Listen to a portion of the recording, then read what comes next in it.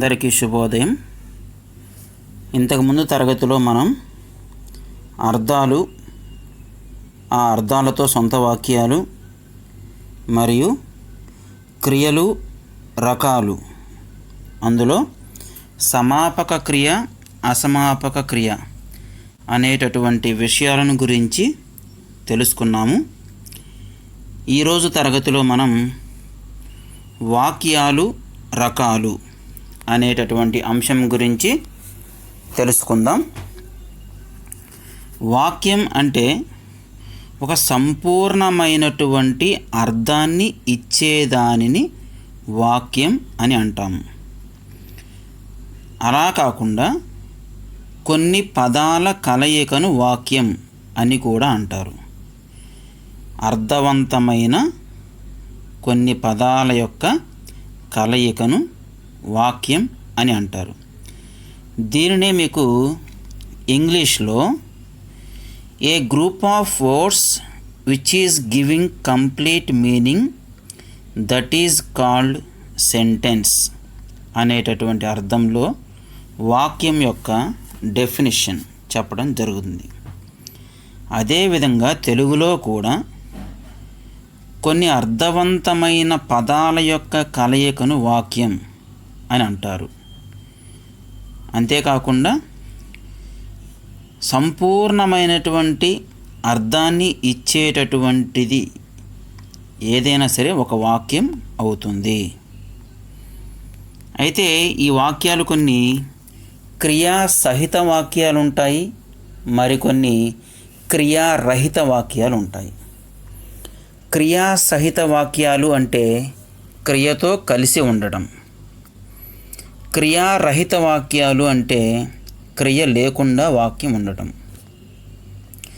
ఉదాహరణకి క్రియాసహిత వాక్యం చూసుకున్నట్లయితే, రాముడు రావణుణ్ణి సంహరించెను.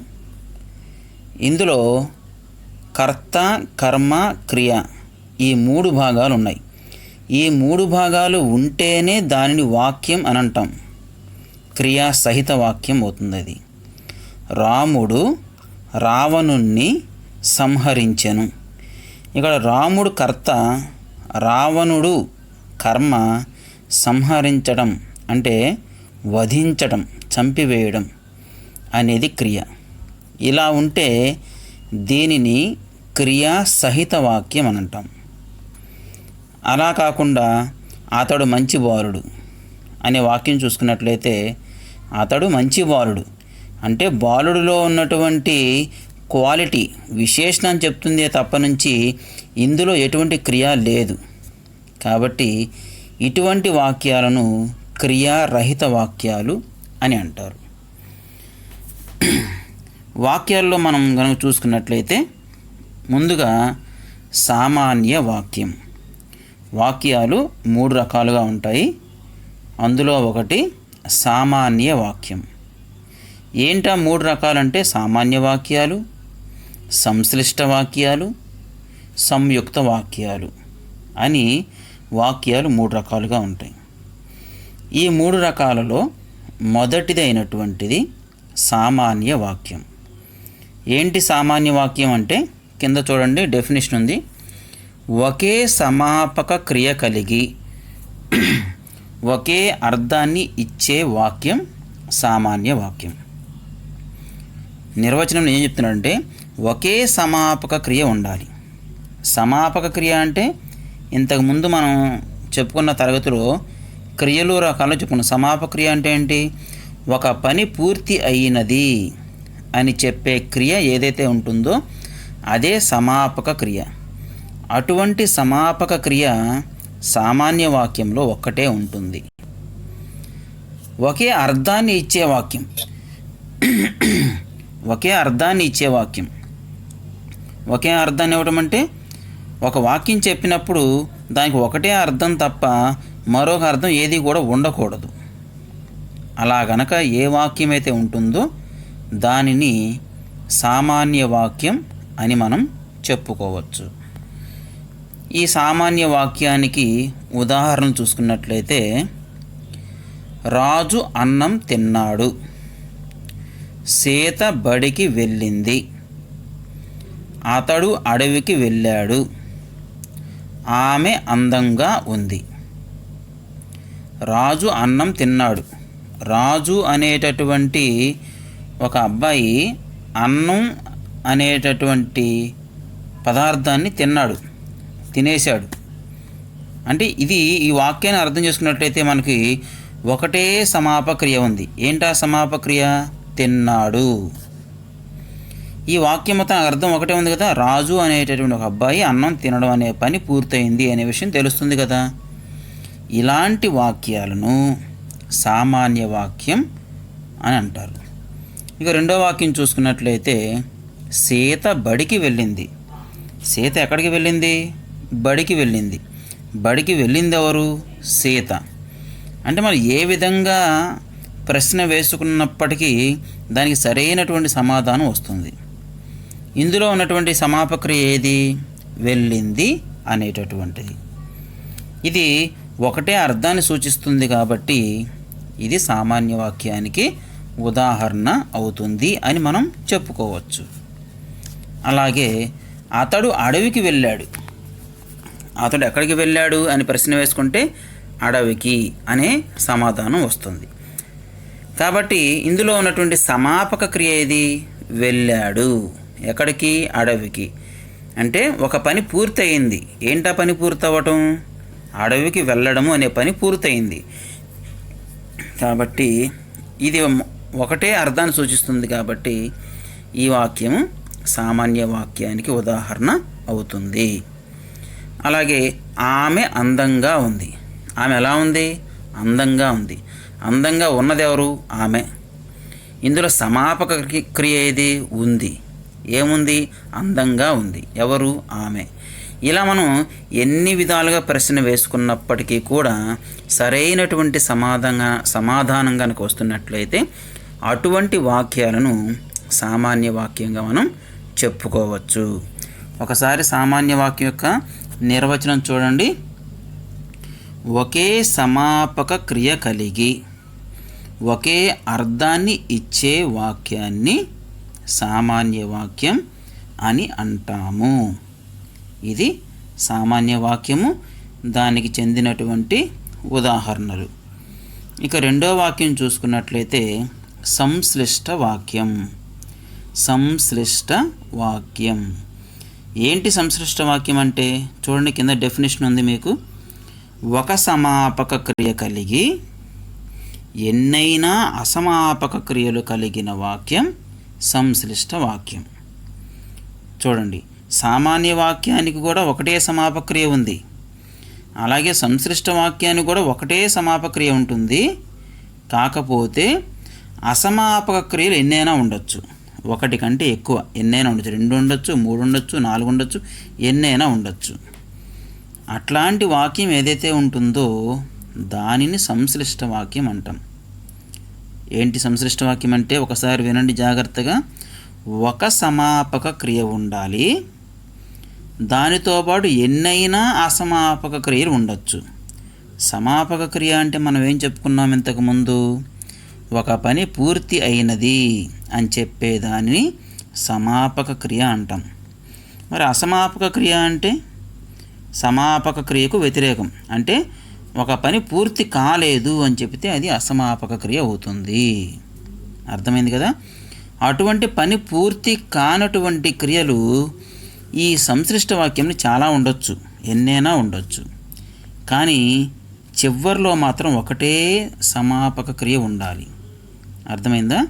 ఒక సమాపక క్రియ ఉండి ఎన్నైనా అసమాపక క్రియలు గనక ఉన్నట్లయితే అటువంటి వాక్యాలను సంశ్లిష్ట వాక్యాలు అని అంటారు.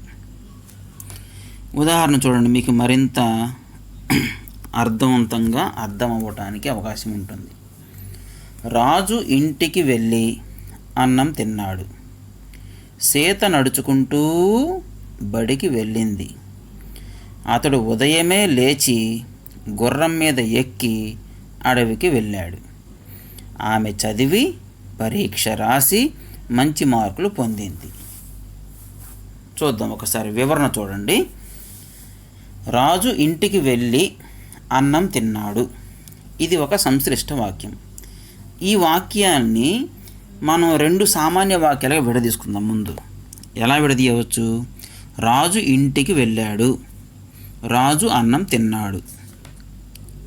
ఈ 2 సామాన్య వాక్యాలను కలిసి ఒకటే సంశ్లిష్ట వాక్యంగా మారిస్తే రాజు ఇంటికి వెళ్ళి అన్నం తిన్నాడు. ఇంటికి వెళ్ళింది ఎవరు? రాజు. అన్నం తిన్నదెవరు? రాజు. కాబట్టి 2 పనులు ఒకడే చేశాడు. కర్త ఒకడే, చేసిన పనులు కర్మ మాత్రం వేరువేరుగా ఉంది. అవును కదా? ఇక్కడ ఇట్లా ఒకడే అనేకమైన పనులు చేసినప్పుడు ఆ క్యారెక్టర్ ఎవరైతే ఉంటారో, కర్త ఎవరైతే ఉంటారో వాళ్ళ పేరు మనం ఒక్కసారి మాత్రం రాసుకోవడం జరుగుతుంది. ఎందుకంటే అన్ని పనులు అతడే చేశాడు కాబట్టి. రాజు ఇంటికి వెళ్ళాడు అన్నదాన్ని రాజు ఇంటికి వెళ్ళి అని మార్చాం. ఇక్కడ వెళ్ళి అనేటటువంటి ఈ క్రియాపదం ఏ క్రియాపదం అవుతుంది? సమాపక క్రియాపదం అవుతుందా లేక అసమాపక క్రియాపదం అవుతుందా? ఒకసారి ఆలోచించండి. రాజు ఇంటికి వెళ్ళి అన్నం తిన్నాడనేది మీరు పక్కన పెట్టేసింది, దాని గురించి పట్టించుకోవద్దు. రాజు ఇంటికి వెళ్ళి వెళ్ళి ఏం చేశాడు అనేది మనం పక్కన వాక్యం చదువుకుంటే కానీ అర్థం కావట్లేదు. కాబట్టి ఇక్కడ వెళ్ళి అనేది అసమాపక క్రియ అవుతుంది. వెళ్ళి ఏం చేశాడు? అన్నం తిన్నాడు. ఇంటికి వెళ్ళిన తర్వాత చేసిన పని ఏంటి? అన్నం తినడం. తిన్నాడు. ఆ తినడం అనే పని పూర్తి అయిపోయింది కాబట్టి చివరిలో సమాపక క్రియ వచ్చింది కదా, అదన్నమాట. 2 సామాన్య వాక్యాలు కలిసి ఒకే వాక్యంగా ఏర్పడితే దాన్ని సంశ్లిష్ట వాక్యం అంటాం. దీంట్లో ఒక సమాపక క్రియ ఉంది, ఒక అసమాపక క్రియ కూడా ఉంది. కాబట్టి ఇది సంశ్లిష్ట వాక్యానికి ఉదాహరణ అవుతుంది. ఇక 2వ వాక్యం చూసుకున్నట్లయితే సీత నడుచుకుంటూ బడికి వెళ్ళింది. సీత ఎక్కడికి వెళ్ళింది? బడికి వెళ్ళింది. ఎలా వెళ్ళింది? నడుచుకుంటూ వెళ్ళింది. నడుచుకుంటూ బడికి వెళ్ళింది ఎవరు? సీత. ఎలా ప్రశ్న వేసుకున్న సమాధానం వస్తుంది. సరే, ఇందులో ఉన్నటువంటి సమాపక క్రియ ఏది, అసమాపక క్రియ ఏది చూద్దాం. ఇక్కడ నడుచుకుంటూ వెళ్తుంది ఎవరు? సీత. బడికి వెళ్ళింది ఎవరు? సీత. సో 2 పనులు ఒకళ్ళగా చేశారు కాబట్టి ఆ సీత అనేటటువంటి కర్తను మనం ఒక్కసారి రాసుకుంటాం. సీత నడుచుకుంటూ. ఈ నడుచుకుంటూ అనేటటువంటి పదం ఏ క్రియ అవుతుంది? అసమాపక క్రియ అవుతుంది. ఎందుకని? ఇంకా పని పూర్తి కాలేదు కాబట్టి. నడుచుకుంటూ బడికి వెళ్ళింది. బడికి వెళ్ళడం అనే పని పూర్తయింది కాబట్టి ఆ చివరిలో ఉన్నటువంటి వెళ్ళింది అనేది సమాపక క్రియ అవుతుంది. ఈ మధ్యలో ఉన్నటువంటి నడుచుకుంటూ అనేది అసమాపక క్రియ అవుతుంది. కాబట్టి ఈ వాక్యం కూడా మనకు సంశ్లిష్ట వాక్యానికి ఉదాహరణ అవుతుంది. ఇక తరువాతది అతడు ఉదయమే లేచి గుర్రం మీద ఎక్కి అడవికి వెళ్ళాడు. మనం చెప్పుకున్న డెఫినేషన్ ఒకసారి గుర్తు చేసుకోండి. ఒక సమాపక క్రియ కలిగి ఎన్నైనా అసమాపక క్రియలు కలిగి ఉండవచ్చు అని చెప్తున్నారు. ఈ వాక్యంలో చూడండి, అతడు ఉదయమే లేచాడు, అతడు గుర్రం మీద ఎక్కాడు, అతడు అడవికి వెళ్ళాడు. ఈ విధంగా 3 వాక్యాలుగా మనం దీన్ని విభజించుకోవచ్చు. అలా విభజించుకున్న 3 వాక్యాలను ఒకటే వాక్యంగా మార్చాల్సి వచ్చినప్పుడు అతడు ఉదయమే లేచాడు అన్నదాన్ని అతడు ఉదయమే లేచి అని మార్చుకుంటాం. అతడు గుర్రం మీద ఎక్కాడు. ఉదయమే లేచింది ఎవరు? అతడు. మళ్ళీ గుర్రం మీద ఎక్కింది ఎవరు? అతడు. అడవికి వెళ్ళింది ఎవరు? అతడు. ఇన్నిసార్లు అతడు అతడు అతడు అని రాసుకోవాల్సినటువంటి అవసరం లేదు. ఎందుకని లేదని చెప్పాను? 3 పనులు చేసినటువంటి కర్త ఒక్కడే కాబట్టి ఆ కర్తను మనం ఒక్కసారే రాసుకుంటాము. అర్థమైందా? సామాన్య వాక్యాలు సంశ్లిష్ట వాక్యంగా మారేటప్పుడు కర్త 2-3 సార్లు వచ్చినా, 2 సార్లు వచ్చినా, అంతకంటే ఎక్కువ సార్లు వచ్చినా సరే ఒక్కసారి రాసుకోవాలి అనేటటువంటి నియమం ప్రకారం కర్తను ఒక్కసారి రాసుకున్నట్లయితే అతడు ఉదయమే లేచి. ఈ లేచి అనేది అసమాపక క్రియ. గుర్రం మీద ఎక్కి. ఎక్కి అనేది అసమాపక క్రియ. ఎందుకంటే పని పూర్తి కాలేదు. లేచి ఏం చేశాడు అని ప్రశ్న వేసుకుంటే దాని సమాధానం కోసం మళ్ళీ తర్వాత వాక్యం కంటిన్యూషన్ మనం చూసుకోవాల్సిన పరిస్థితి ఏర్పడుతుంది. కాబట్టి లేచి, ఎక్కి ఈ 2 కూడా అసమాపక క్రియలు అవుతాయి. అడవికి వెళ్ళాడు. ఎక్కడికి వెళ్ళాడు? అడవికి వెళ్ళాడు. అడవికి వెళ్ళడం అనేటటువంటి పని పూర్తి అయ్యింది. వెళ్ళాడు అంటే వెళ్ళిపోయాడు అని అర్థం వస్తుంది కాబట్టి అది సమాపక క్రియ అవుతుంది. ఎప్పుడైనా సరే సంశ్లిష్ట వాక్యాలలో మధ్యలో ఉండే మొత్తం అసమాపక క్రియలుగా ఉంటూ ఉంటాయి, చివరిది మాత్రమే సమాపక క్రియగా ఉంటుంది అనే విషయం బాగా గుర్తు చేసుకోండి. కాబట్టి ఈ వాక్యం కూడా మనకు అసమాపక సంశ్లిష్ట వాక్యానికి ఉదాహరణ అవుతుంది. ఇంకా తరువాతది ఆమె చదివి పరీక్ష రాసి మంచి మార్కులు పొందింది. ఆమె చదివింది, ఆమె పరీక్ష రాసింది, ఆమె మంచి మార్కులు పొందింది. ఇలా 3 వాక్యాలుగా మనం విభజించుకుంటాం. ఈ 3 వాక్యాల్లో కర్త ఎవరు? ఆమె. కాబట్టి ఒకసారి రాసుకోవాలి. ఆమె చదివింది. చదివింది అనేటువంటి సమాపక క్రియను మనం అసమాపక క్రియగా మారిస్తే ఎలా ఉంటుంది? ఆమె చదివి. చదివి ఏం చేసింది? పరీక్ష రాసి, పరీక్షలు రాసింది. రాసి ఏం చేసింది? మంచి మార్కులు పొందింది. మరి బాగా చదివినప్పుడు పరీక్ష బాగానే రాస్తాము, బాగా పరీక్ష రాసినప్పుడు మంచి మార్కులే పొందుతాం. ఇది అందరికీ తెలిసినటువంటి విషయమే కదా. అందుకని కష్టే ఫలి అని అంటారు పెద్దవాళ్ళు. మనం ఎంత బాగా చదువుకుంటే అంత బాగా పరీక్ష రాస్తాం, ఎంత బాగా పరీక్ష రాస్తే అంత మంచి మార్కులు సంపాదించుకుంటాం. అంతే కదా. ఎంత చెట్టుకి అంత గాలి.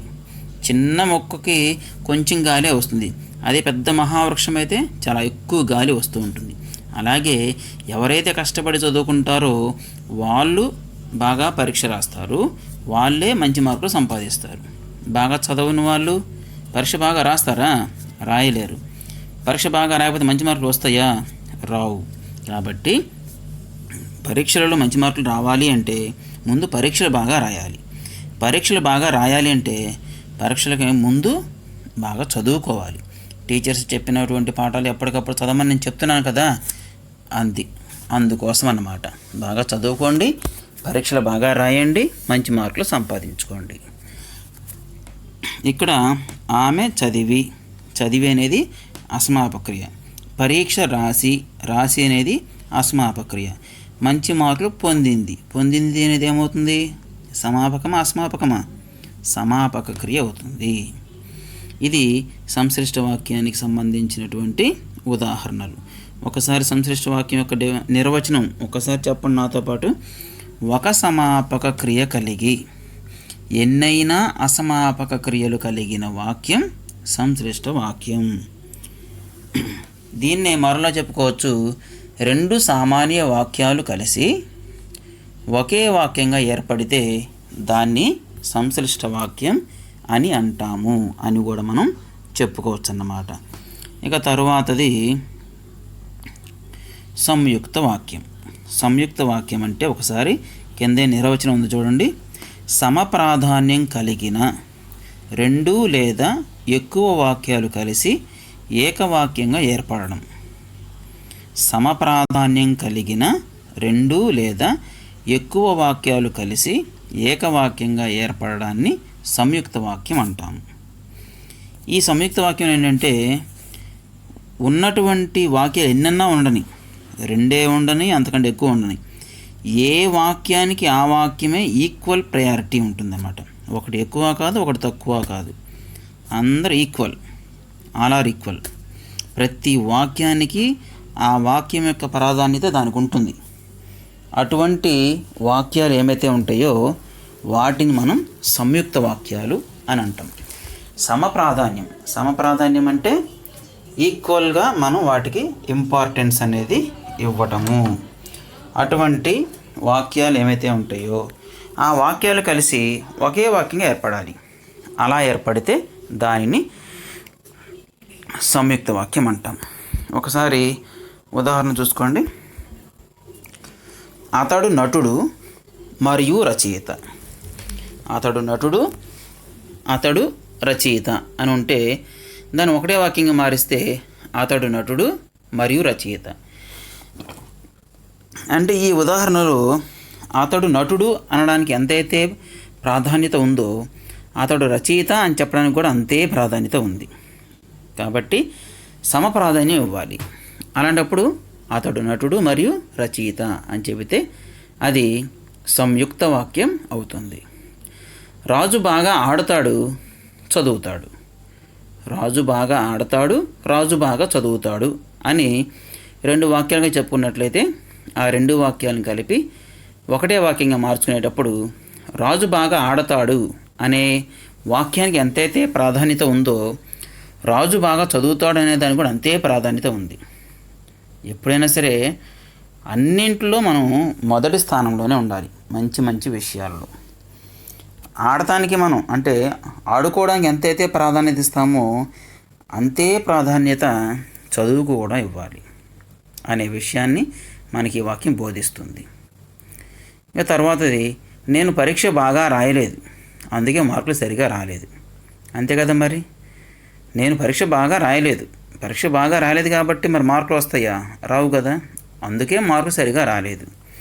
ఇక్కడ పరీక్షలు బాగా రాయలేదు అనే వాక్యానికి ఎంతైతే ప్రాధాన్యత ఉందో మార్కులు సరిగా రాలేదు అనే దానికి కూడా అంతే ప్రాధాన్యత ఉంది. అంటే కార్యకారణ సంబంధం. ఒక పని జరగాలంటే దానికి ఒక కారణం అనేది ఉండాలి. వర్షాలు పడలేదు కాబట్టి పంటలు పండలేదు. వర్షాలు పడితే పంటలు పండుతాయి కదా, కానీ ఇక్కడ పంటలు పండలేదు. దానికి కారణం ఏంటి? వర్షాలు పడలేదు. ఇక్కడ వర్షాలు పడలేదు అనేటటువంటి వాక్యానికి ఎంతైతే ప్రాధాన్యత ఉందో పంటలు పండలేదు అనేటటువంటి వాక్యానికి కూడా అంతే ప్రాధాన్యత ఉంది. పెళ్లి కూతురుకు ఇష్టం లేక పెళ్లి జరగలేదు. అంతే కదా మరి. ఒక పెళ్లి జరగాలి అంటే పెళ్లి కొడుకుకి పెళ్లి కూతురికి ఇద్దరికి ఇష్టం అనేది ఉండాలి.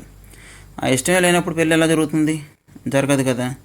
కాబట్టి ఇక్కడ పెళ్లి కూతురికి ఇష్టం లేదు అనేటటువంటి వాక్యానికి ఎంతైతే ప్రాధాన్యత ఉందో పెళ్లి జరగలేదు అనే దానికి కూడా అంతే ప్రాధాన్యత ఉంటుంది. రాజుకు తెలుగు, హిందీ, ఇంగ్లీషు వచ్చు.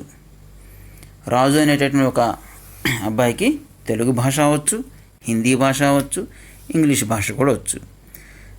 అయితే ఇక్కడ తెలుగు భాష వచ్చు అని అనడానికి ఎంతైతే ప్రాధాన్యత ఇస్తున్నామో అంతే ప్రాధాన్యత హిందీకి, ఇంగ్లీషు కూడా ఇవ్వాలి. కాబట్టి ఇట్లా ప్రతి ఒక్క వాక్యం యొక్క ప్రాధాన్యతను గురించి చెప్పేటటువంటిది సంయుక్త వాక్యం. అంటే అన్నిటికీ సమానమైనటువంటి ప్రాధాన్యత ఉండాలి. సమాజంలో కూడా అంతే. మనుషులందరూ ఒకటే, ఎవరు ఎక్కువ కాదు, ఎవరు తక్కువ కాదు. పుట్టేటప్పుడు మన కులము తెలియదు, మన మతము తెలియదు. పుట్టేటప్పుడు ఏమీ తీసుకొని రాము, అలాగే పోయేటప్పుడు కూడా ఏమీ తీసుకొని వెళ్ళాం కదా. మనం 7వ తరగతిలో ఒక మంచి పద్యం చదువుకున్నాం. దీని గురించి గుర్తుందా మీకు? తల్లి గర్భము నుండి ధనము తేడెవ్వడు, వెళ్ళిపోయేడి నాడు వెంట రాదు. లక్షాధికారైన లవణమన్నమే గాని, మెరుగు బంగారంబు మృంగబోడు. విత్తమార్జన చేసి విర్రవీగుటె గాని, కూడబెట్టిన సొమ్ము కుడువబోడు. పొందుగా మరుగైన భూమి లోపల బెట్టి, దాన ధర్మము లేక దాచి దాచి, తుదకు దొంగల కిత్తురో దొరల కవునో. తేనె జుంటీగలియ్యవా తెరువరులకు, భూషణ వికాస శ్రీధర్మపుర నివాస. దుష్ట సంహార నరసింహ దురిత దూర. ఎంత మంచి పద్యము. మన జీవితం మొత్తం ఆ పద్యంలో మనం అర్థం చేసుకోవచ్చు. తల్లి కడుపులోంచి వచ్చేటప్పుడు ఏమీ తీసుకొని రాము, మనం చనిపోయేటప్పుడు ఏమీ తీసుకొని వెళ్ళం, పాపము పుణ్యము తప్ప.